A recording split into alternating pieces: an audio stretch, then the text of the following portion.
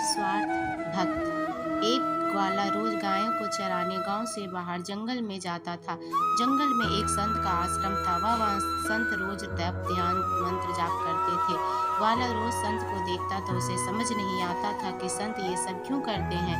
ग्वाला की उम्र कम थी। संत के इन कर्मों को समझने के लिए वह आश्रम में पहुंचा और संत से पूछा कि आप रोज ये सब क्या करते हैं। संत ने बताया कि मैं भगवान को पाने के लिए भक्ति करता हूँ। रोज पूजा पाठ तप ध्यान और मंत्र जाप करने से भगवान के दर्शन हो जाते हैं। संत की बात सुनकर ग्वाले ने सोचा कि मुझे भी भगवान के दर्शन करना चाहिए। ये सोचकर ग्वाला आश्रम से निकलकर एक सुनसान जगह पर पेड़ के नीचे एक पेड़ पर खड़े होकर तप करने लगा। कुछ देर बाद उसने सांस लेना भी बंद कर दिया। ग्वाले ने सोचा कि जब तक भगवान दर्शन नहीं देंगे मैं ऐसे ही रहूंगा। छोटे से भक्त की इतनी कठिन तपस्या से भगवान बहुत जल्दी प्रसन्न हो गए।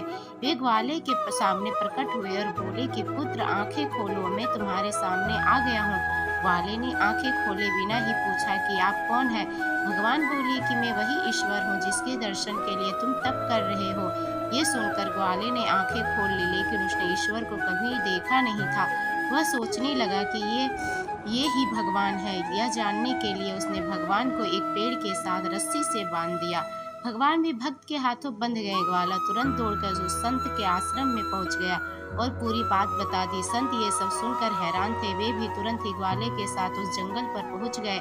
संत उस पेड़ के पास पहुंचे थे, वहां कोई दिखाई नहीं दिया। भगवान सिर्फ ग्वाले को दिखाई दे रहे थे। संत ने बताया कि मुझे तो यह कोई दिखाई नहीं दे रहा है।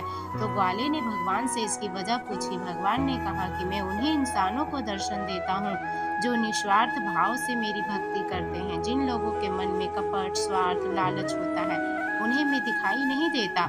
सीख, जो लोग भगवान की भक्ति निजी स्वार्थ की वजह से करते हैं उन्हें भगवान की कृपा नहीं मिल पाती है।